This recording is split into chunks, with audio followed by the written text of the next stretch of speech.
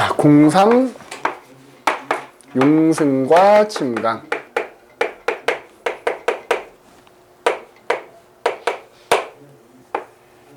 첫 번째로 이제 용승이 나올 텐데, 그 용승을 이해하려면 우리가 뭘 이해해야 되냐면 에크만 수송이라는 걸 알아야 돼.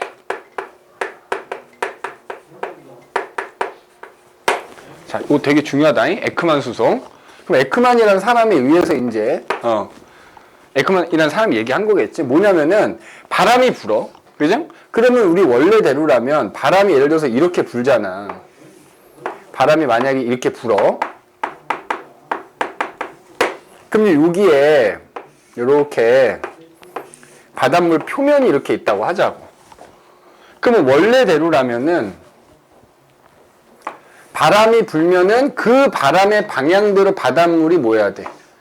이동을 해야 되는 거야. 그지? 그 표면에 있는 바닷물이. 우리 해류 얘기했으니까. 그런데 얘네가 흐를 때 뭘 받아? 전향력을 받아. 북반구에서는 전향력이 진행하는 방향의 오른쪽 직각 방향으로 나타나거든. 그러니까 원래는 이렇게 바람의 방향대로 흘러가야 되는 바닷물이 전향력이라는 힘을 이렇게 받는단 말이야. 직각 방향으로. 전향력이라는 힘을 받아.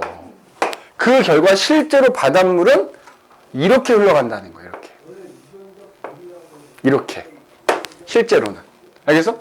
그래서 그 바람하고 약 각도로 따지면 한 45도 각도 정도로 그러니까 다시 얘기하자면 바람이 이렇게 불면은 바닷물도 이렇게 흘러야 되는데 전향력을 이렇게 받으니까 바닷물이 실제로 이렇게 흘러간다. 그러니까 바람의 방향과 그 표층에 있는 바닷물이 흘러가는 방향은 약 한 45도 정도 이렇게 길이로 나타난단 말이야. 그러면 그래서 실제로 바닷물이 이제 이렇게 흐르는 거야. 표면에 있는 바닷물이. 그러면 그 밑에 우리가 바닷물을 여러 층으로 이렇게 나눠놨다고 해보자. 그러면 또 그 밑에 층이 이렇게 있어. 그 밑에 층이 이렇게 있어. 그러면 당연히 바닷물이 이제 이렇게 흘러가면 그 밑에 있는 바닷물도 얘랑 마찰에 의해서 얘도 일로 가야 되는 거야. 근데 얘 또한 마찬가지로 어떻게 돼? 전향력을 받는 거야. 그러면 이렇게 흘러가야 되는 애가 또 전향력을 오른쪽 받으니까 이렇게 틀어지는 거지. 약간 이렇게 틀어지는 거야. 이렇게. 약간 이런 식으로. 다만 얘하고 마찰이 있으니까 이거에 의해서 이 힘이 온전히 밑으로 전달이 되지는 못하니까 그 흐름이 조금 세기가 조금 약해지긴 하겠지. 근데 조금 틀어지는 거야. 또 밑에 층으로 들어가. 또 밑에 층으로 가는 거야. 그러면 또 이제 얘가 이렇게 흘러가니까 그 밑에 층도 이렇게 가야 되는데 또 전향력을 받아. 조금 틀어져. 세기는 좀 약해져. 이런 식으로. 그죠? 그러면은 결국 우리가 이렇게 쭉 깊이에 따라서 점점 어떻게 돼? 이렇게 세기가 줄어들면서 계속 전향력을 받으면서 점점 세기가 이렇게 점점 뭐 이런 식으로 줄어들면서 방향이 틀어지겠지. 그러다 보면은 어느 순간 어느 지점까지 쭉 내려가면은 계속 틀어지니까 마찰에 의해서 세기는 약해지고 틀어지긴 계속 틀어지니까 뭐야? 아예 이 표면에 있는 바닷물이 흐르는 방향과 반대로 흐르는 그 깊이가 나타나겠지. 이해돼? 바닷물이 점점 이렇게 나선 형태로 점점 흐르는 게 틀어진다 생각하면 되는 거야. 그러면 깊이 쭉 들어가다 보면 아예 표면에 있는 바닷물이 흐르는 방향과 반대로 흐르게 되는 지점이 나타날 거 아니야. 여기까지의 깊이, 이 깊이를 우리가 뭐라고 하냐면 마찰 저항 심도라고 불러. 저항 심도. 알겠니? 그래서 결과적으로 이 전체 바닷물은 지금 우리가 여러 개 층으로 쪼개놓은 거잖아. 결국 전체 바닷물은 그거의 평균적인 방향으로 흐르더라 이거야. 각각의 층만 놓고 보면 전향력 때문에 계속 이렇게 조금씩 틀어지는 건데 결국 이 전체, 이 마찰 저항 심도까지라는 깊이에 해당된 이 전체 물은 결국엔 그거의 평균적인 방향으로 이렇게 흘러가더라 이거야.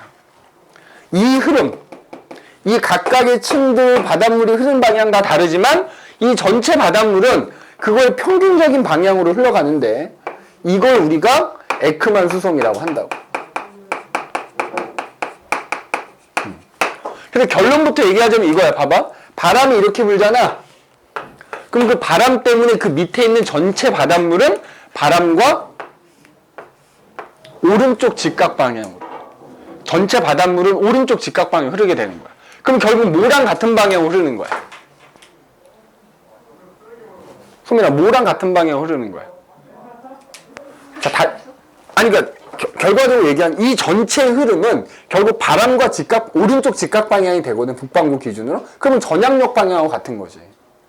전향력이 무조건 진행하는 방향이 오른쪽 직각으로 나타난다 그랬잖아. 그 바닷물의 평균적인 흐름도 전향력과 같은 방향으로 북반구에서는 오른쪽 직각 방향으로 나간다고요. 이해됐니? 오른쪽 직각 방향으로. 오른쪽 직각 방향. 그지? 그래서 에크만 수송이라고 하는 것은 그래서 그 바닷물의 해수의 어떤 평균적인 흐름을 나타내는 건데, 그지? 그래서 북반구 기준으로 바람의 방향에 대해서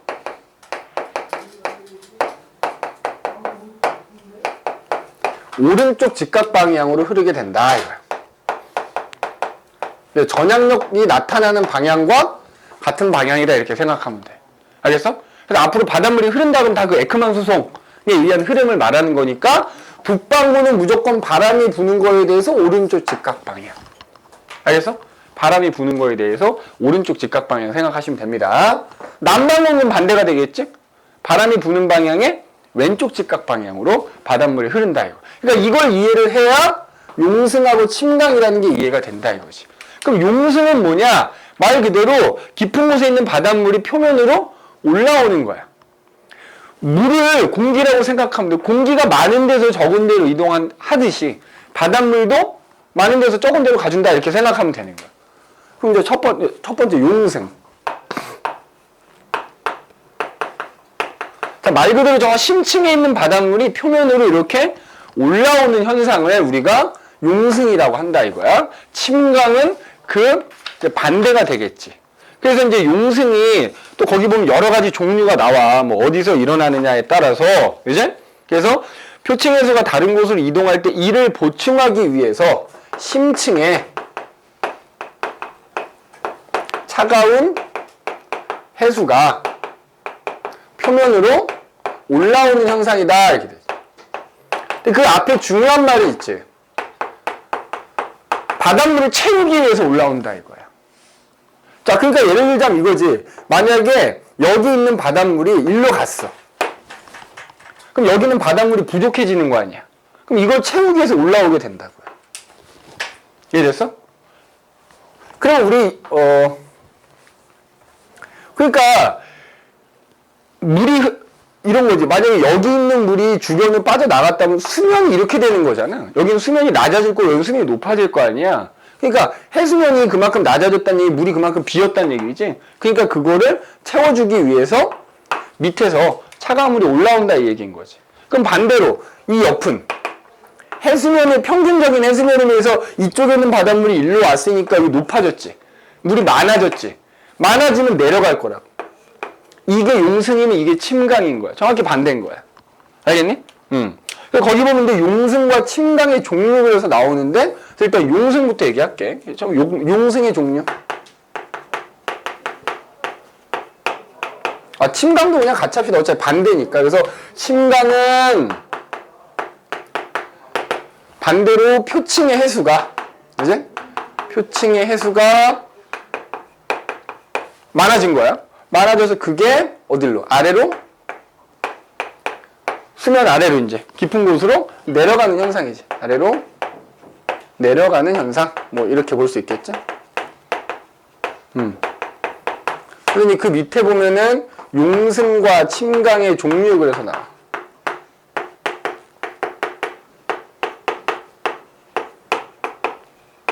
요거 하나만 얘기하고 잠깐 쉽시다.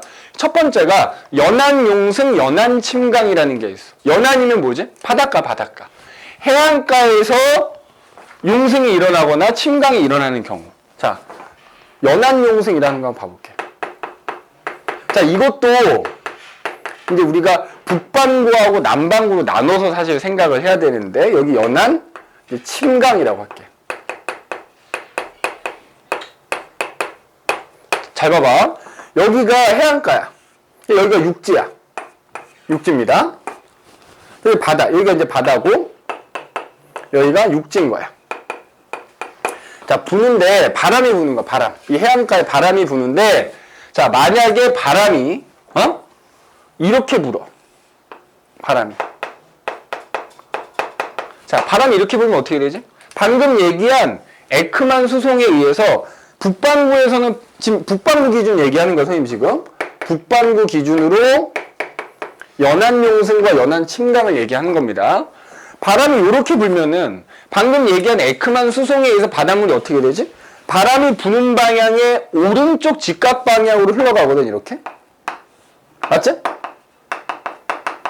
그러면 여기 해안가에 있던 바닷물이 먼 바다로 나가버린 거잖아.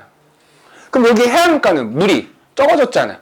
그러니까 그걸 채우기 위해서 아래쪽에서 뭐야, 이렇게 뭐야? 용승이 일어난다는 거지. 알겠어?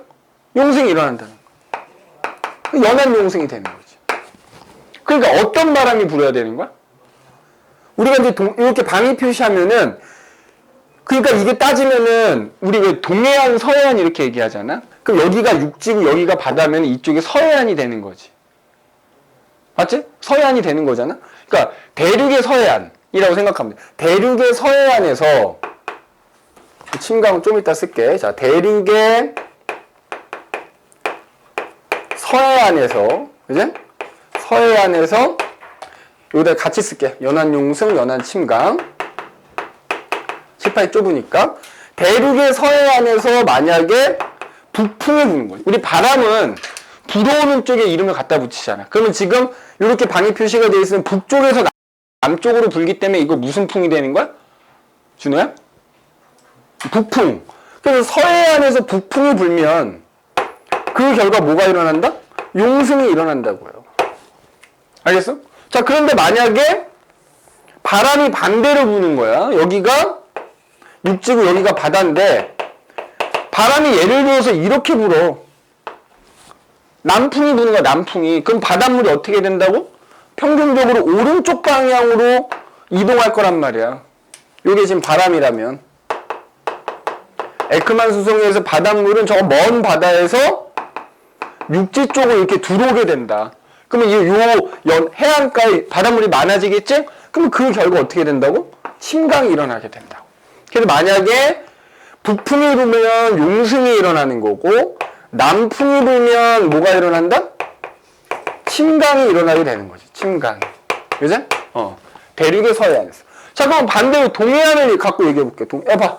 반대겠지, 그러면은. 봐라. 동해안이면 이렇게 서쪽으로 육지가 있고요. 그지? 여기 육지가 있고, 동쪽으로 바다가 있는 거지, 이렇게. 그럼 동해안이라고 하지.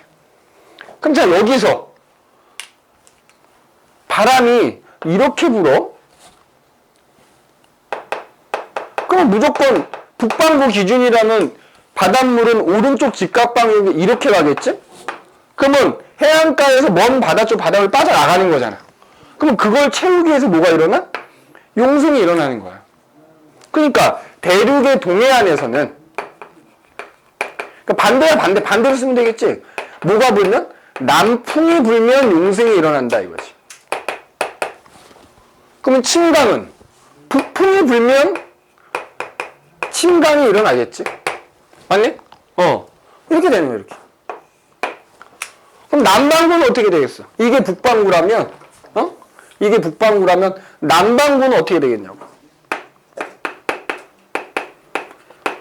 자, 아까 그 에크만 수송은 전향력 방향이라고 했으니까 남반구는 진행 방향의 왼쪽으로 나타나거든? 맞지? 자, 그러면 마찬가지로 봐라. 남반구에서의 연안용승과 침강.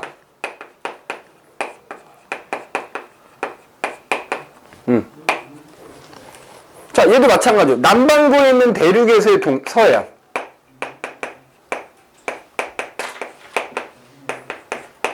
어떻게 될까? 야, 얘랑 같은 거야, 얘랑. 그러니까 북반구에서 대륙의 동해안과 남반구에서 대륙의 서해안이 같겠지. 그러면 그려보면 되잖아. 여기가 서해안이면 이쪽이 육지고요. 이쪽이 바다야. 그지? 그럼 니네가, 이거, 육지. 니네가 거꾸로 추정하면 되잖아. 어쨌든 여기서 용승이 일어나려면, 맞아? 바닷물이 일로 빠져나가야 되거든? 맞아? 그럼 남반구니까 전향력이, 바람이 이렇게 불어서 전향력이 왼쪽 직각으로 나타나야 되거든. 그럼, 남반구 서해안에서는 남풍이 불 때, 그러니까 얘랑 반대고 북반구랑 남반구랑 반대고 이렇게 생각하면 되지. 그래서 남풍이 불 때 뭐가 일어난다? 용승이 일어나는구나. 그러면 북풍이 불 때는 침강이 일어나는구나. 그러면 남반구에서 대륙의 동해안은 또 그거랑 반대가 되는 거지. 그래서 이때는 북풍이 불면 용승이겠구나. 남풍이 불면 침강이 있구나. 그냥 이렇게 봐주면 된다 이거야. 그죠? 이거를 무턱대고 외우려고 하지 말고 에크만 수승만 기억하면 돼요. 바닷물이 빠져나가면 그걸 채워주는 거야. 많아지면 내려가는 거야. 부족해지면 올라오는 거고. 그래서 전향력의 방향을 알아야 되겠지. 북반구에서는 바람의 오른쪽 직각, 남반구에서는 바람의 왼쪽 직각. 그것만 기억하면 되잖아. 그래서 바닷물이 이게 빠져나가는 상황인지 들어오는 상황인지만 알면 용승이 일어났는지 침강이 일어났는지 알 수 있다 이거야. 알겠어? 그래서 그냥 연안용승이라는 건 그 해안가에서 용승이 일어나거나 침강이 일어나는 것을 우리가 연안용승 또는 연안침강이라고 한다 이거지. 알겠어? 그렇게 보시면 되고, 그래서 북반구랑 남반구랑 반대라는 거 이렇게 기억을 해두시면 됩니다. 오케이? 그럼 잠깐 쉬었다가 또 장소만 다를 뿐이고 원리는 똑같은 원리에 의해서 이제 용승하고 침강이 일어날 거야. 그래서 뒤에 나오는 적도 용승하고 그 다음에 저기압 고기압이라고 하는 곳에서도 용승이나 침강이 일어나는데 그거 한번 살펴보도록 합시다. 잠깐 쉬었다가 하자. 자, 그 다음에 이제 용승 중에 자, 거기 보면 이제 적도 용승이라는 게 나오지. 자, 요거 이해하려면 우리 지난 시간에 얘기했던 대기대순환 이해하고 있어야 되는데, 자, 그럼 얘도 마찬가지야. 적도에서 용승이 일어난다 이거잖아. 우리 심층순환 할 때 적도 부근에 용승이 일어나거든. 그러니까 심층순환에 의한 용승도 있고, 그러면 대기대순환을 이렇게 보면은 우리가 이제 적도가 있었고 위도 30도인 곳이 있고 위도 60도인 곳이 있고 이렇잖아. 여기가 이제 적도고, 여기가 북이 30도, 여기 남이 30도 뭐 이렇게 있어 보자. 그러면 0도에서 30도 사이에 우리 뭐 불었지? 북동무역풍이 이렇게 불어. 그지? 북동무역풍이 이렇게 불어요. 맞아? 그 다음에 남이 30도에서 남동무역풍이 이렇게 불잖아. 그래서 우리 왜 따지면 이 적도는 이제 공기들이 모여드니까 기압으로 따지면 저기압 지역이라 그랬잖아. 그래서 선생님이 저고 얘기했었잖아요. 이게 여기 기압으로 따지면 저기압, 여긴 고기압, 저기압, 고기압이 셈이다 이렇게 얘기했었는데, 오늘 배운 에크만 수정을 생각을 해봐. 여기 북동무역풍이 부는 지역에서는 바람이 이렇게 부니까 에크만 수정에서 바닷물이 어떻게 이렇게 이동하겠지. 맞아? 이렇게 이동하겠지. 오른쪽 직각 방향으로 이동한다 했으니까 바닷물들이 대체로 이런 식으로 이동할 거야. 물론 실제로는 이렇게 흘러. 뭐 수압 경도력이라는 것도 얘기를 해야 되니까 내가 얘기를 안 하는 것 뿐인데, 얘 같은 경우에 남반구니까 남반구는 진행방의 왼쪽이라 했으니까 바람이 이렇게 불면은 이런 식으로 흐를 거야. 그지? 이런 식으로 바닷물이 흐를 거란 말이야. 그러면 여기를 기준으로 보란 말이야. 주변으로 바닷물이 어떻게 되는 거야? 빠져? 나가는 셈인 거야. 맞지? 그 다음에 30도는 어떻게 해야 돼? 30도? 30도는 또 편서풍 예를 들어 이렇게 부니까, 맞아? 이렇게 부니까 이때는 바닷물들이 이렇게 흐르거든. 그러니까 따지면 30도 부근으로는 바닷물이 모여드는 셈이고, 적도 쪽에서는 30도 쪽으로 남반구도 빠져나가는 거잖아. 그러면 아까도 얘기했지만, 자, 여기가 이제 적도야. 여기가 북이 30도, 여기가 남이 30도라고 하면 바닷물이 이렇게 있었는데 바닷물이 결국 다 일로 빠져나가는 셈이라고요. 그러면 따지면 해수면이 이렇게 낮아지는 셈인 거야, 적도 근처는. 맞아? 적도 근처는 해수면이 낮아지는 셈이지. 그러니까 적도 근처에서는 당연히 바닷물이 어떻게 돼야 돼? 그걸 채우기 위해서 올라오겠지. 용승이 일어난다고요. 이게 적도 용승이야. 알겠어? 이게 적도 용승인 거야. 물론 실제로는 바닷물이 이렇게 흐르진 않고 거의 이렇게 흐르죠. 위도하고 나란하게 흐르긴 하지. 그래서 우리 뭐 북쪽 대해로 남쪽 대해로 얘기했다만 그건 뭐 이제 지형이라 그래가지고 뭐 수압 경도력, 전압력 다 이제 고려를 해야 되는 건데, 아무튼,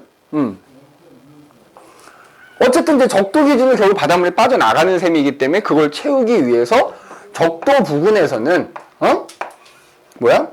용승이 일어나게 되고요. 이걸 우리가 적도 용승이라고 한다 이거지. 그지?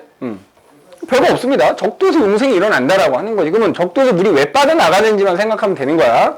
빠져나가면 채우기 위해서 올라오는 거니까 그렇게 생각을 해주면 되겠고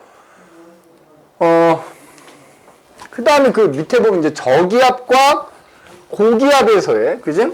저기압 중심과 고기압 중심에서 일어나는 뭐 용승 내지는 또 침강 보자 이거죠. 자, 저기압과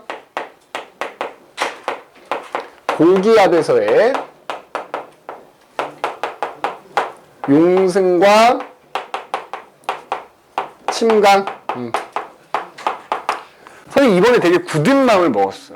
오늘 수업한 거랑 지난주에 수업한 거 내가 화요일까지 올릴 겁니다. 이 수업한 영상을 유튜브에 올릴 테니까 내가 맨날 미루다 결국에 맨날 못 올렸거든. 이번 내신 기간 때는 무조건 칼같이 올릴 거니까 지난번에 우리 대기대순환이랑 해수순환 나간 거 있잖아. 그거 왜 못 올렸냐면은 내가 예전에 찍어놓은 영상 그게 조금 더 자세하거든. 그래서 그거를 올릴까 지난 시간 니네 수업한 거 올릴까 고민하다 결국 못 올렸어요. 그래서 일단 그거랑 오늘 수업한 거랑 내가 반드시 기필코 유튜브에 올려놓게. 구독자가 60명이 됐어. 아주 조촐하지. 이제 되게 부끄러운 구독자 수니까 구독자 수에 너희가 1조를 하란 말이야. 알겠어? 우리 저기 물리 선생님 계시거든. 맞아요. 구독자 수가 4,000명이야. 많이 늘었어요. 너무 부러워. 원래 2,000명 아니셨어요? 계속 느는 것 같아. 그러니까 이게 있더라고. 1,000명 되기가 되게 어렵고 1,000명 되면 되게 금방 되는데 그때부터는 심지어 우리 물리 선생님 영상에는 광고도 붙어요. 진짜요? 수익이 발생하지, 그지? 수익이 발생해, 그지? 나 언제 1,000명 돼? 언제 누적 재생시간 4,000시간 되냐고, 너희들이 일조를 해야지. 자, 그럼 보자. 이것도 이제 북반구, 남반구 따져볼 건데, 자, 북반구 기준으로. 그러니까 남반구는 무조건 북반구 반대라고 생각하면 돼. 근데 이제 시간상 북반구만 설명한다고 하면은, 자, 저기압은 우리가 물론 이제 등압선으로 그리면 저기압은 뭐 이렇게 동그라미 그리고 저라고 쓰잖아. 근데 저기압은 바람이 불어 들어가지. 근데 불어 들어갈 때 전향력 때문에 어떻게 불어 들어간다 그랬어? 반시계 방향으로 불어 들어간다 그랬거든. 그러면은 바람이 이렇게 이제 반시계 방향 결국 저기압 주변에서는 바람이 이렇게 반시계 방향으로 회전한단 말이야.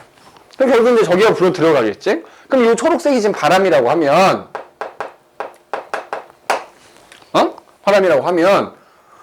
그럼 이 저기압이 바닥 위에 생겼어. 그러면 거기서 바람이 이렇게 회전을 하면 그것 때문에 그 밑에 있는 바닷물들이 이동할 거 아니야. 그러면 마찬가지로 바람이 이렇게 분다 그러면 북반구면은 그걸 오른쪽 방향 오른쪽 직각 방향으로 바닷물이 이렇게 이동하잖아. 이렇게 직각 방향으로 이동한다고요. 맞아? 그러면은 결국 이렇게 여기가 이제 바닥 위에 저기압이 이렇게 생겼다고 하면은 결국 저기압 중심을 기준으로 바깥쪽으로 바닷물이 흘러 나가버리는 셈이 되는 거지. 그러면 이 저기압이 중심부도 마찬가지로 해수면이 어떻게 돼? 낮아질 거야. 낮아지니까 그걸 채우기 위해서 바닷물이 용승하게 된다. 그러니까 저기압의 중심부에서 뭐가 일어나는 거야? 용승이 일어난다 이거야, 용승. 그지? 그럼 고기압은 반대겠지. 자, 기압이 고기압인 곳이야. 그러면 고기압에서는 바람이 어느 방향으로? 시계 방향으로 불어 나간다 이렇게 배웠잖아. 시계 방향으로 이렇게 바람이 분단 말이야. 그러면 고기압이 마찬가지로 이 저기압처럼 바다 위에 이렇게 고기압이 형성이 됐다고 하면은 그 고기압 때문에 그 주변에서 바람이 이제 시계 방향 이렇게 불면서 바닷물 어떻게 돼? 오른쪽 직각 방향으로 이동하니까 이때는 바닷물이 고기압의 중심 쪽으로 계속 이렇게 바닷물들이 모여든단 말이야. 그러면 고기압의 중심부는 따지면 수면이 이렇게 높아지는 셈이 되겠지. 그러면 그거를 뭐야? 침강하게 된다는 얘기지. 침강하게. 해성이 높아졌으니까 아래로 내려간다 이거야. 무거워지니까. 그지? 그래서 고기압의 중심부에서 뭐가 일어난다? 침강이 일어난다 이거야. 북반구에서는. 남반구는 어떻게 되겠어요? 남반구는. 얘들 여기다 써볼까 그냥? 남반구? 자, 남반구도 보세요. 남반구의 경우에는 뭐 남반구가 저기압이라고 해서 불어 들어가는 게 불어 나가는 건 아니야. 똑같이 불어 들어가는데 방향만 다른 거야. 어느 방향으로. 저기압을 향해서 시계 방향으로 불어 들어가는 것 뿐이거든. 이렇게. 북반구가 반시계였다면 그럼 마찬가지로 봐라. 대신에 남반구도 전향력이 왼쪽으로 나타나잖아. 그러면은 이렇게 되는 거야. 이렇게. 맞아? 이렇게 되는 거잖아. 이렇게 되는 거잖아. 똑같이 뭐야? 빠져 나가는 거야. 그러니까 저기압과 고기압은 북반구, 남반구 할 것 없이 무조건 뭐다? 저기압에서는 용승이 일어난다는 거야. 남반구든 북반구든. 저기압의 중심부에서는 용승이. 북반구, 남반구 상관없이. 그러면 고기압도 마찬가지겠지? 여기는 이제 빠져나가니까 이렇게 채워주기 위해서 바닷물이 올라온다는 얘기고, 고기압도 바람이 부는 방향만 반대가 되는 거지. 그지? 반시계 방향으로 불어 나가는 것 뿐이란 말이야. 그지? 그러면 전향력이 이때 왼쪽 직각으로 나타나니까 이렇게 된다고, 마찬가지로. 남반구의 경우. 바닷물들이 고기압의 중심에 모이게 돼요. 그렇잖아. 왼쪽 직각이니까. 그럼 마찬가지로 그것 때문에 침강. 그러니까 얘는 이렇게 지워버리면 되지. 북반구라고 남반구 구분해놨지만 무조건 저기압에서는 뭐가 일어난다? 용승. 고기압에서 무조건 뭐가 일어난다? 침강. 바람의 방향만 반대가 되는 것 뿐이지 저기압이면 무조건 용승. 고기압이면 무조건 침강. 이렇게 보면 된다 이 말이지. 알겠네? 그래서 저기압과 고기압에서도 이렇게 용승이나 침강, 그 중심부에서 일어날 수 있다 이거야. 그래서 거기 밑에 보면은 전 세계 주요 용승 지역에서 지금 색깔로 칠해져 있지. 그래서 보면은 거기 아프리카 서해안이라고 써져 있는 데 있지. 거기서 뭐가 일어나는 거야? 연안 용승이 일어나는 걸 거고, 맞지? 대륙의 가장자리니까. 그 다음에 거기 보면 캘리포니아 연안, 페루 연안 이렇게 돼 있지? 특히 거기 그 다음에 가운데 적도 부근에서 또 용승이 일어난다고 지금 보라색으로 칠해져 있지? 특히 니네 거기서 꼭 기억해야 되는 게 페루 연안을 꼭 기억하십시오. 그래서 동그라미 쳐놔. 페루 연안에서 뭐가 일어난다? 용승이 일어나고 있다 이거예요. 이게 뒤에 나오는 엘니뇨하고 이어지기 때문에 잘 기억하란 말이야. 페루 연안에서 용승이 일어나더라. 뭐 그 연안 용승 아까 얘기했죠. 그죠? 근데 지금 페루는 남반구니까 지금 페루라는 게 이거잖아. 남아메리카 대륙이 이쪽이 페루인 거니까 남아메리카 대륙의 어느 해안이야? 서해안이지, 서해안. 그러면 여기가 지금 남반구니까 생각해봐. 페루면은 무역풍이 불어, 무역풍이. 남동부 이렇게 불 거 아니야. 남풍 계열이 분단 말이야. 이렇게 남풍이 분다고요. 그러면 전향력이 왼쪽 직각으로 나타나니까 이렇게 바닷물이 빠져나가면서 여기서 용승이 일어나게 되는 거죠. 남동무역풍, 페루, 그러니까 남풍 계열, 그지? 남풍 계열, 남반구에서 남풍 계열이 불면 되는 거지. 대륙의 서해안에서는. 그죠? 그럼 이렇게 용승과 침강이 일어나면 어떤 영향을 주느냐? 그 밑에 나와 있지. 자, 예를 들어서 용승이 일어나게 되면은 저 깊은 곳에 있는 바닷물이 올라오는 거니까. 그지? 그럼 그 깊은 바닷물은 또 바닥을 따라 우리 뭐가 일어나? 얘들아, 아래쪽에 있는 물이 올라온다는 얘기는 그 심층수는 저기 남극에서 가라앉아갖고 이렇게 왔을 거 아니야. 그럼 걔네가 연안에서 용승을 하든지 적도 근처에서 용승을 하든지 용승을 하면 표층에다 뭘 많이 공급해줘? 영양염류 많이 공급해주지. 그러면 당연히 그것 때문에 뭐야? 좋은 어장이 형성될 수 있죠. 그지? 자, 여기다 적어봅시다. 그 용승과 침강의 영향. 용승이나 침강이 일어나서 어떤 영향을 주느냐.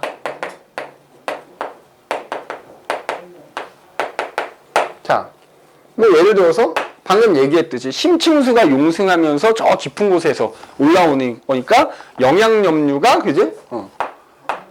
공급이 되는 거지. 표층에 그지? 표층에 영양염류가 공급이 될 거고, 그럼 영양염류가 공급이 되면은 플랑크톤이 많아져. 그럼 플랑크톤이 많아지면 결국 좋은 어장이 형성될 수 있다는 얘기지. 좋은 어장이. 좋은 어장이 형성될 거야. 형성. 근데 실제로 뒤에 엘리니에 나오겠지만 방금 내가 페루 연안에서 용승이 일어나는 거 얘기했지. 기억하라 그랬잖아. 용승이 일어나기 때문에 실제로 페루 앞에, 페루 근처에서 고기가 많이 잡혀요. 평상시에. 좋은 어장이 형성이 되면서. 이게 용승의 영향이라고 할 수 있는 거지. 반대로 침강은 어떻게 되지? 대신 또 이런 것도 있어. 용승이 일어나면은 심층수 차가운 물이 올라오는 거기 때문에 수온이 좀 어때? 수온이 좀 낮지. 바닷물이 차가우니까 그 위에 있는 공기도 냉각이 되면서 그 안개가 자주 발생하지. 그 공기 중에 왜냐하면 바다 위에 있는 공기는 수증기가 많을 텐데 그 공기가 차가운 바닷물에서 냉각이 되면 안개가 자주 발생하지. 복사 냉각이 일어나면서 안개가 자주 발생하게 되겠지. 안개가 자주 발생. 그러니까 지금 이 두 가지는 용승이 일어나는 경우에, 그지? 용승이 일어나는 경우에 이런 영향을 끼칠 수 있다 이거지, 그지?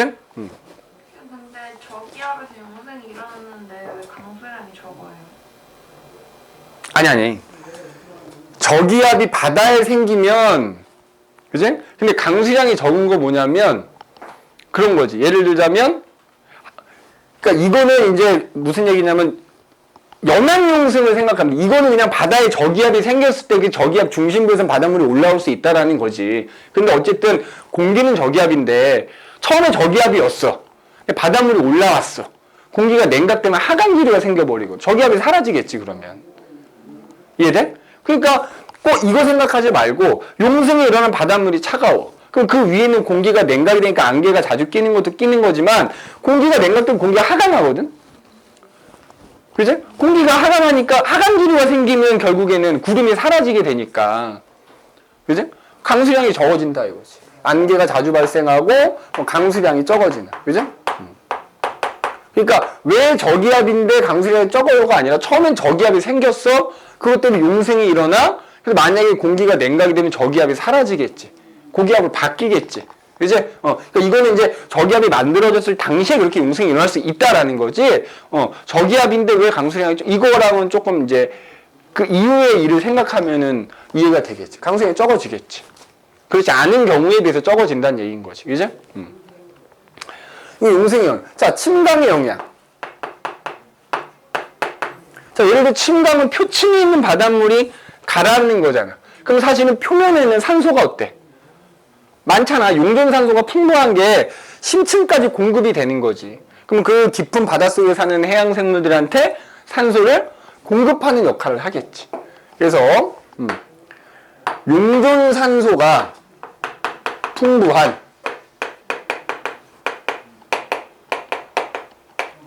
표층 해수가 가라앉는 거기 때문에, 그지? 그럼 결국 심해층에 산소를 공급하는 역할을 한다. 그러니까 산소를 공급하는 역할을 한다 이거지. 뭐 이런 거 있을 것이고, 그지? 그 다음에 봐봐. 침강을 하면 우리 그 영거 드라이아이스도 생각하면 되잖아. 침강하면 표면에 주변에서 모이겠지. 그지? 가라앉으니까 또 이제 그만큼 또 채우려고 또 모일 거 아니야? 따뜻한 해수가 모이게 된다 이거지. 따뜻한 해수가 모이게 되니까 표층 수온이 어떻게 된다? 상승하게 되는 거고, 오히려 침강이 일어나면은 따뜻한 해수가 모이면서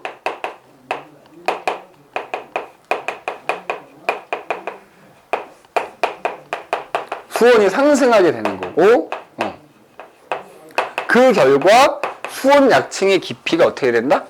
얕아진다. 그지? 깊어진다. 얕아진다가 아니라 깊어진다. 깊이가 깊어진다 이거지. 수온 약층이 뭐였어? 들어가서 온도가 낮아지는 층인데 표층이 침강하면서 여기가 따뜻한 게 모이면 여기가 수온이 높아지니까 수온이 낮아지기 시작한 층이 깊어지겠지, 그만큼. 수온이 높은 층이 두꺼워진다는 얘기니까. 이게 깊어지게 된다. 그래서 용승과 침강이 일어나면 이런 영향들이 있다라는 거 잘 기억을 해두시면 되겠다, 이거.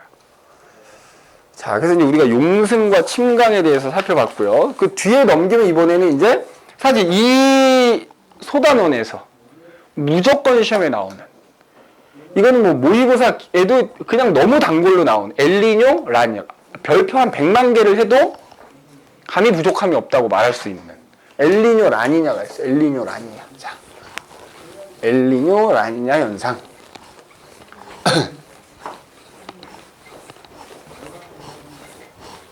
자, 이 엘니뇨, 라니냐 하면 무조건 아까 얘기했던 페루를 떠올려야 돼, 페루. 또 이게 어느 지역인지 몰라갖고 틀리는 경우도 종종 있기 때문에 반드시 그 지역을 꼭 기억해야 돼. 자, 엘니뇨와 라니냐.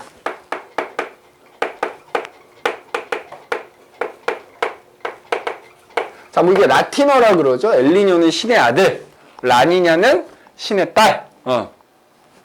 그래서 이 엘니뇨하고 라니냐라는 게 평상시보다 수온이 높아져가지고 여러 가지 이제 그 기후 변화가 나타나는 그게 이제 엘니뇨고요. 이게 주기적으로 나타난대. 엘니뇨하고 라니냐라는 현상이. 그래서 아까 얘기했지만 이 엘니뇨하고 라니냐가 발생하는 장소라고 해야 되나? 발생하는 장소는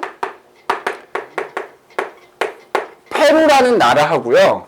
그 다음에 이제 태평양이지. 태평양으로 따지면 남태평양에 해당이 되는 거고, 나라로 따지면 페루. 그러니까 이쪽에 이렇게 이제 남아메리카 대륙이 있어.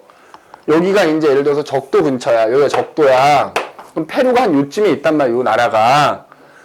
그럼 이제 여기가 남태평양이잖아. 태평양에서 이쪽을 동태평양이라고 하고 이쪽을 서태평양이라고 하거든. 이 동태평양, 이 남방 여기. 그러니까 남동무역풍이 부는 지역. 여기서 이 엘니뇨하고 라니냐가 발생. 그래서 이쪽에는 페루가 있고요. 이쪽으로는 호주하고 인도네시아가 있어. 그래서 페루하고 인도네시아 사이에 뭐 나라 이름으로 얘기하자면 이렇게 되는 거고, 정확하게는 그 남태평양에서 발생한다. 그지? 지명으로는 이렇게 된다. 그래서 바람으로 따지면은 이제 남동무역풍이 부는 지역. 남동무역풍이 부는 지역에서 이 엘니뇨와 라니냐 현상이 나타나게 된다 이거지. 그지? 그리고 니네 지도 볼 때 보면은 이게 위도선이 있고, 니네 요거 뭐 있지? 세로선을 뭐라고 하냐? 경도선이라고 하지. 내가 분명히 얘기했다. 여기는 페루 쪽은 따지면은 동태평양이야. 그 이쪽 호주하고 인도네시아 있는 쪽이 서태평양인 거거든? 근데 이 니네 엘니뇨 라니냐 문제 나중에 보면 알겠지만 친절하게 안 써줘. 근데 요거는 나와. 그림에 뭐가 나오냐면 여기에 요렇게 나온다? 100도 W라고 나와. 이거 경도선이라 그랬지. 그러니까 애들이 요 W만 보고 여기를 서태평양이라고 착각하는 순간 무조건 문제는 끝난 겁니다. 그냥 틀리는 거야. 아니 그러면 여기 동태평양이라 해놓고선 왜 여기 W 웨스트 써있냐? 니네 경도는 어디를 기준으로 해? 영국에 있는 그린위치 천문대를 기준으로 하는 거야. 영국이 이쪽에 있을 거 아니야. 여기 이제 여기 남아메리카 대륙이 있으면 여기 대서양 있고 여기 영국이 있어. 여기 기준으로 서쪽이란 뜻이기 때문에 이거 보고 서태평양을 생각하면 안 됩니다. 이것도 기억해 두는 게 좋아. 경도선 나오면 보통 100도 W가 나오고요. 그러나 페루 근처는 동태평양이다. 그죠? 그럼 이때 여기 남태평양에서 동태평양과 서태평양 사이에 평상시 모습을 우리가 알아야 된다. 평상시 모습을. 그지? 평상시에는 어떤 상황인지 알고 있어야 돼. 자, 이거 뭐 필요한 거 다 적었으면 지운다? 그지? 지워도 되겠지? 굳이. 이게 별로 중요한 건 아니야. 그지? 혹시라도 문제 풀 때 실수하지 말라고 알려주는 것 뿐이다. 페루가 어딘지 몰라서 못 푸는 경우도 있어, 보면. 호주하고 그러니까 정말 초등학교 때부터 세계지도 한 번 안 펴본 거지. 그지?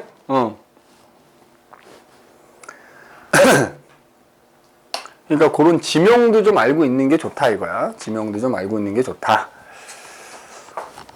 그럼 일단 봐볼게. 그래서 이 동태평양하고 서태평양을 이렇게 단면을 한번 그려볼게. 자, 이게 평상시 모습이야. 평상시. 자, 예를 들어서 이쪽에 이제 서태평양이 있고 이쪽에 동태평양이 이렇게 있는 거야. 이쪽 밑에다 그릴까?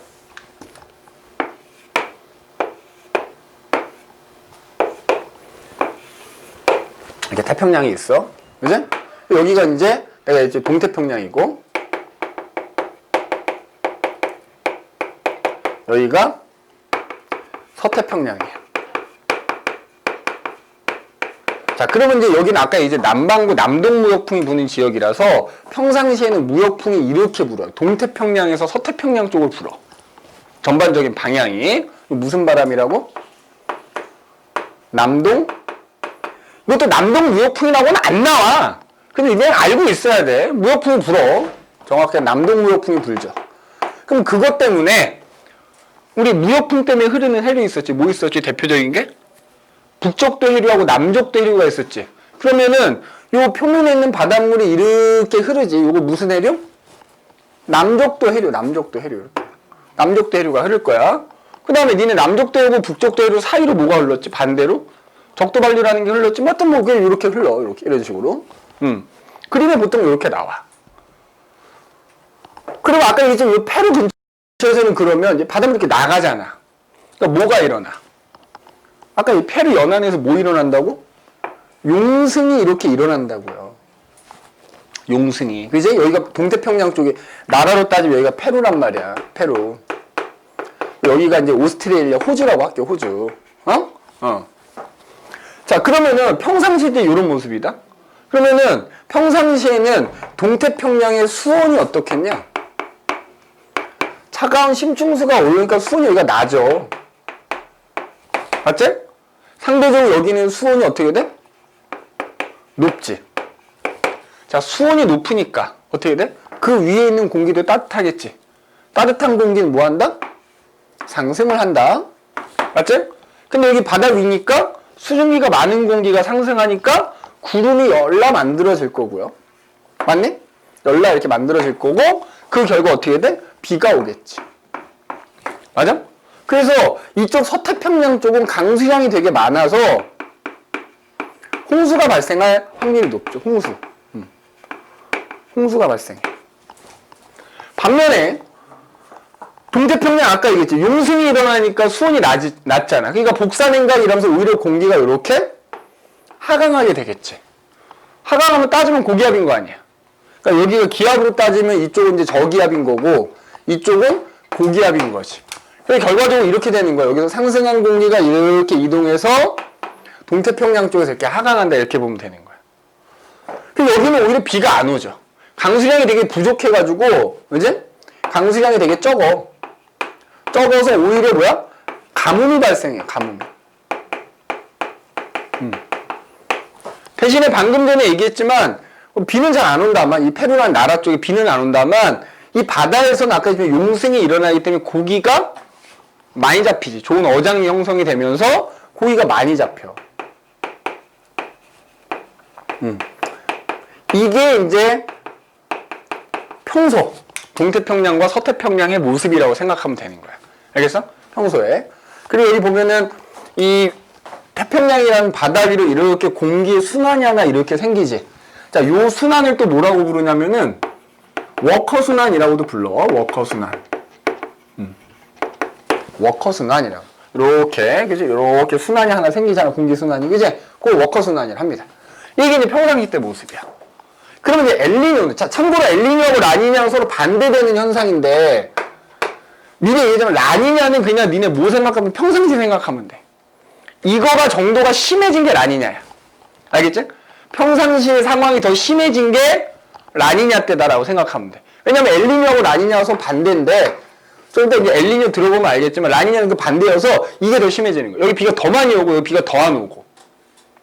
그 상황이 되는 게 라니냐라고 생각하면 돼. 그러면 이제 엘니뇨가 된다 이거야. 엘니뇨. 자, 엘니뇨. 자, 참고로 엘니뇨는 언제 발생하냐면 지금 요 얘가 중요해. 요 무역풍이 평소보다 약해졌을 때. 평소보다 무역풍이 뭐해지면 약해졌을 때. 이때 나타나는 거예요. 평상시보다 무역풍이 약해진 거예요. 자, 그럼 얘도 똑같이 그려볼게. 이렇게.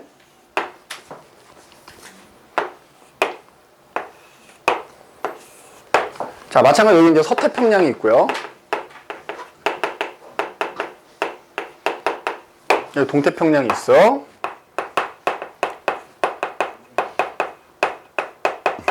자, 그냥 그림을 이해시키려고 얘기하는 거야. 그러면 이때는 무역풍이 이렇게 역할 불었어.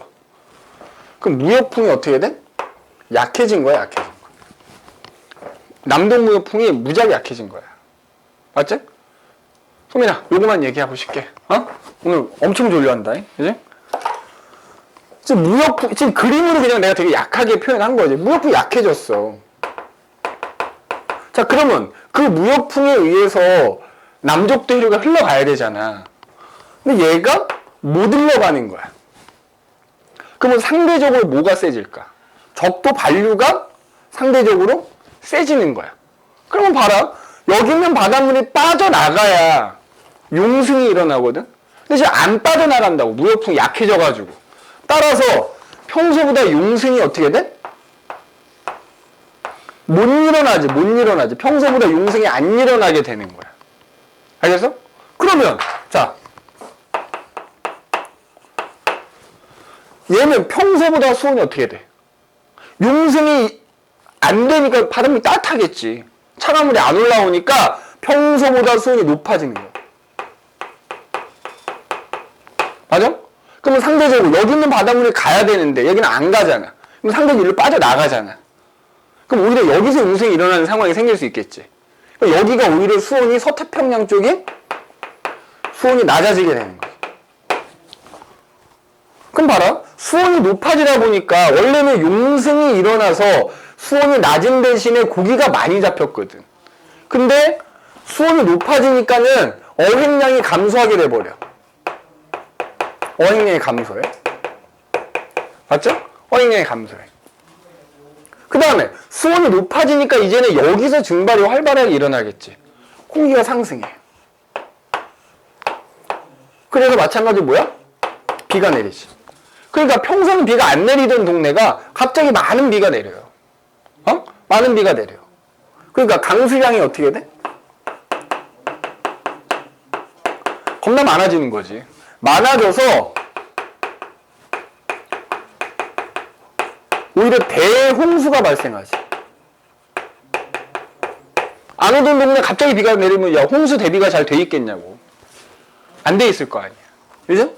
그 다음에 반대 여기는 비가 많이 내리는 동네인데 늘 많이 오니까 준비 잘 안 해놓는 경향들이 있을 거 아니야. 사람들 물론 이제 나라에서 그런 거 다 준비를 하긴 하겠다만 그러니까 강수량이 적어져서 오히려 홍수가 발생하던 동네에 가뭄이 발생해버리는 거지. 대가뭄이 발생해. 그러면 공기 순환도 바뀐 거야. 여기가 상승하면 얘가 이렇게 왜냐면 여기서 수온이 평소보다 낮아졌으니까 오히려 여기서 하강기류가 이렇게 생길 거 아니야. 맞지? 하강기류가 생겼으니까 비가 안 오는 거지. 그래서 순환이 이렇게 바뀌죠. 이런 식으로 이제 뭐 이렇게 이제 되는 거 이렇게 바뀌는 거예요. 그래서 페루 근처에서 비가 많이 오게 돼. 그럼 아까 얘기했던 뭐가 바뀌어? 워커 순환이 바뀌는 거야. 알겠지? 워커 순환이 바뀌는 거야. 이게 엘니뇨 때 상황인 거예요. 그러면은 자 얘는 기압으로 따지면 자 어디가 고기압이 된 거야? 서태평양 쪽이 하강기니까 여기가 고기압인 거지? 맞아? 여기가 저기압인 거지. 그러면 기압을 여기다 쓰면 어떻게 되지? 기압을. 서태평양은 평소보다 기압이 높아지는 상황이 되는 거지. 맞아? 평상시엔 저기압이었는데 고기압이 되니까 평소보다 기압이 높아지는 상황이 되는 거야. 맞지? 그 다음에 동태평양 쪽은 평소에 기압이 높았던 동네가 기압이 낮아지게 되는 셈이지. 자, 이게 엘니뇨가 발생했을 때 동태평양과 서태평양의 모습이야. 뭐 굳이 얘기하자면 요거 적도 반류가 조금 세진다는 거 또 기억을 좀 해두시고 그 다음에 용승이 안 일어나게 된다라는 거. 알겠니? 내가 라니냐는 설명을 안 할 거가 뭐냐면 이거의 반대니까 얘라고 생각하면 된다니까. 얘가 심해진 게 라니냐야. 알겠어? 얘가 심해진 게 라니냐인 거야. 자, 그 다음에 거기서 또 하나 짚고 넘어가야 되는 게 있는데, 니네 페이지를 지금 12페이지인 거잖아? 아니지, 12페이지가 아니, 물론 이제 12페이지인데 11페이지에 보면은, 그 평상시랑 비교하기 위해서 그래. 지금 보면은, 니네 거기 모형그래서 그림 3개 나와 있잖아? 평상시 엘니뇨 라니냐? 거기서 뭘 잘 봐둬야 되냐면, 거기 수온약층 있지? 맞아? 수온약층. 거기 평상시에 보면은, 평상시에는 자 여기서부터가 거의 수온약층인 거지 이렇게. 맞아? 근데 엘니뇨가 되면 어떻게 돼 있어 지금? 야 여기서부터 그러니까 엘니뇨가 되면 평상시에 비해서 수온약층이 시작되는 깊이가 더 깊어지는 거야. 용승이 안 일어나니까 아까 그 용승과 침강의 영향 얘기했었잖아. 그래서 엘니뇨 때는 평상시보다 수온약층이 시작되는 깊이가 깊어진다 이렇게 보면 돼. 깊어진다. 그지? 수온약층 깊이가 깊어진다. 그러니까 다른 말로 표현하자면 수온약층이 더 발달하는 거야, 줄어드는 거야? 더 발달하는 거지. 맞아? 더 발달하는 거야. 왜? 오늘 수온이 높아졌으니까. 내가 예전에 얘기할 때 수온약층이 발달하냐 발달하지 않냐는 뭐라 온도 차이라 그랬잖아. 근데 얘는 표층수온이 높아졌을 거 아니야. 그러면 여기였고 수온약층이 이렇게 시작돼서 끝나면 여기인데 온도 차이가 요만큼이었는데 표층수온이 높아지면 온도 차이가 커지자 수온약층이 발달하는 셈이기도 한 거고요. 수온약층이 시작되는 깊이가 깊어지기도 하는 거다. 엘니뇨 때는 일단 요거를 좀 꼭 기억을 해두셔야 됩니다. 그리고 여기 나와 있지만 이렇게 공기의 순환, 요거를 워커 순환이라고 한다고 하는데 평상시에 비해서 워커 순환이 거의 반대로 바뀌어버리는 상황이 되는 게 엘니뇨다 이거야. 알겠니? 엘니뇨다. 그럼 요 모습을 좀 잘 기억을 해 두십시오. 알겠니? 또 잠깐 쉬었다가 할게요. 잠깐 쉬었다가 또 뒷장 12페이지 얘기 또 해보도록 할게요. 오케이. 그래서 그 밑에 보면은 뭐 11페이지 보면 뭐 난방진동 뭐 이런 거 나오는데 일단 그 말은 나중에 신경 쓰지 마시고 그럼 이제 요 얘기를 한번 해보자는 얘기야. 자, 얘랑 비교했을 때, 그지? 여기다 내가 지금 높아짐, 낮아짐 이렇게 써놨으니까 요건 지우고 얘기를 한번 해볼게. 실질적으로 이제 니네 문제 풀 때 도움이 되는 얘기 한번 해보자 이거야. 자, 우리 이제 공부하다 보면은 편차라는 말이 되게 많이 나오거든. 편차. 그래서 뭐 기압 편차 또는 수온 편차. 자, 그지? 수온 편차라는 말은 뭐야? 편차. 차이겠지, 차이, 그지? 그래서 편차라는 말 하면 항상 관측값에서 평균값을 뺀 거라고 생각하면 돼. 알겠어? 그게 수온 편차면 내가 관측한 수온에서 그 동네 평균적인 수온을 뺀 거다 생각하면 되고, 기압 편차 얘기가 나오면 내가 관측한 기압에서 그 동네 평균적인 기압을 뺀 거다 이렇게 생각하면 돼. 여기다 이제 지금 내가 높아짐, 낮아짐 이렇게 썼으니까 요거 가지고 한번 해보자 말이야. 자, 그러면 일반적으로 동태평양 기준으로 얘기를 해볼게요. 동태평양. 자, 그러면은 자, 예를 들어서 엘니뇨가 발생했을 때, 엘니뇨가 발생했을 때, 엘니뇨가 발생했을 때, 자, 동태평양에서,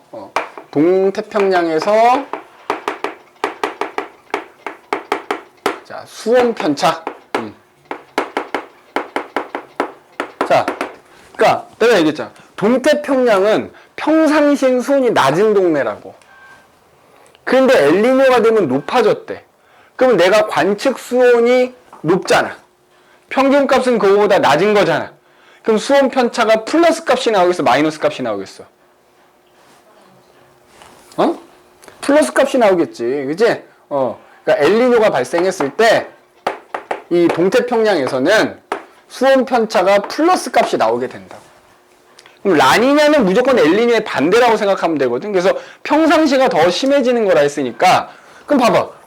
동태평양은 평상시 수온이 낮은데 라니냐가 되면 더 낮아지는 거거든. 그럼 관측값이 낮고 평균값이 높은 셈이 되는 거잖아.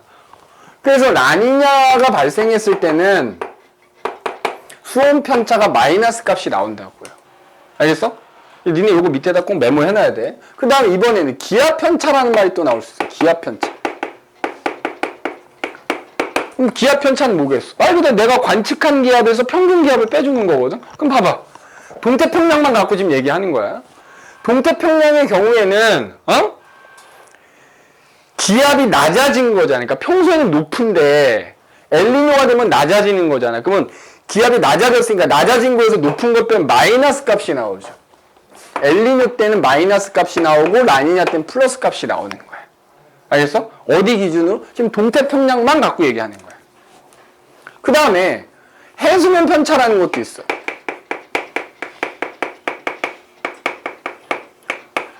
그럼 평균적인 그 동네 해수면이 있을 거야. 자, 봐봐. 평상시에는 얘가 빠져나간다 그랬잖아. 봐봐. 평상시에는 빠져나가니까 여기 수면이 낮아요. 근데 무역풍이 약해지면 안 빠져나가고 오히려 거꾸로 오잖아. 그러니까 엘니뇨가 되면 여기가 해수면이 높아지는 상황이 돼. 그러니까 해수면 편차 뭐 나오겠어? 플러스 값 나오지. 플러스 값. 라니냐 때는 마이너스 값이 나오는 거지. 알겠니? 맞아? 라니냐 값 이렇게. 그래서 이거를 그래프로 이제 니네가 이해를 좀 해줘야 되는데, 그래서 보면은 보통 이제 제일 많이 나오는 게 수온 편차가 제일 많이 나오긴 하거든. 여기 봐라. 그래프가 이렇게 그려져 있어요. 그래서 여기가 기간. 그 다음에 여기 이제 세로축이 뭐 예를 들어 수온 편차 이렇게 써져 있을 거야. 그리고 가운데가 0이야. 그럼 여기가 지금 수온 편차가 플러스 값, 마이너스 값인 거지. 그래서 너희가 동태평양에서 매년 수온 편차를 측정하는 거야. 어디에서? 동태평양에서. 그러면 자 이런 식으로 이런 식으로 뭐 완벽하게 이런 모양은 아니지만 거의 이거에 가까운 형태의 이런 식으로 수온 편차가 플러스 값이 됐다가 마이너스가 됐다, 플러스가 됐다, 마이너스 됐다, 이렇게 나타난다고. 그래서 너희 문제 풀 때 세로축이 수온 편차인 그래프가 나오면 동태평양에서 플러스일 때가 뭐다? 엘니뇨가 발생한 시기라는 거고요. 마이너스 값이 되게 심해지면, 평상시에도 마이너스가 나오거든? 근데 그게 더 심해지면 그게 라니냐 현상이 발생했을 때다, 이렇게 보시면 되는 거야. 알겠니? 세로축에 뭐가 나왔을 때? 수온 편차가 나왔을 때. 알겠어? 수온 편차가 나왔을 때. 근데 요거랑 비슷한 개념을, 요거 이제 너희가 머릿속에 넣어놨다고 치고, 거기 밑에 보면 나오는 난방 진동 지수라는 게 또 있어. 자. 난방 진동 지수. 이게 조금 헷갈릴 수 있을 것 같은데.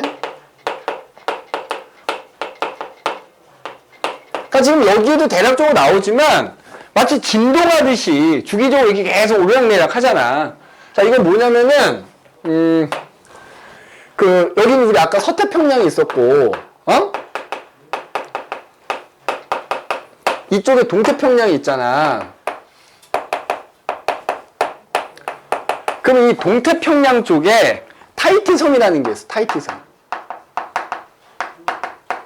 그 다음에 서태평양 쪽에 다윈섬이 있어. 다윈섬. 그러니까 호주 근처에 다윈섬이라는 섬이 있는 거야. 그게 뭐냐면은 난방진동지수는 이 다윈섬하고 타히티섬에서의 기압을 측정한 거야. 알겠어? 그러니까 내가 이렇게 굳이 쓴 이유가 뭐야? 다윈섬이란 말이 나오면 서태평양이라 생각하시면 되고요. 타히티섬이라는 말이 나오면 동태평양이라고 생각하면 된단 말이야. 그래서 거기 밑에 박스 안에 난방진동지수라고 돼 있잖아요. 그지? 어디서 어디를 뺀 거냐면은 타히티섬에서 측정한 기압에서 다윈섬에서 측정한 기압을 뺀 거야. 이걸 난방진동지수라고 합니다. 자, 타히티섬에서 측정한 해면 기압, 해수면에서 잰 기압에서 다윈섬에서 측정한 해수면의 기압을 뺀값이라고 생각하면 돼. 그러면 봐. 얘를 서태평양, 얘를 동태평양이라 생각하면 내가 평상시에 어떻게 된다 그랬어? 평상시에는 어떻게 된다 그랬어? 기압이 어떻게 된다 그랬지? 서태평양 쪽이? 평상시엔 기압이 낮다 그랬어요. 맞아? 그리고 동태평양 쪽은 기압이 높다 그랬어. 그러면 자, 평상시랑 라니냐랑 거의 같은 개념이라 보라 그랬지? 평상시가 심해진 게 뭐라 했으니까? 라니냐라 했으니까. 그러면 봐봐. 엘니뇨가 발생했어. 엘니뇨가 발생한 거야. 그럼 엘니뇨가 발생하면은 동태평양 오히려 기압이 낮아져서 비가 많이 온다 그랬지?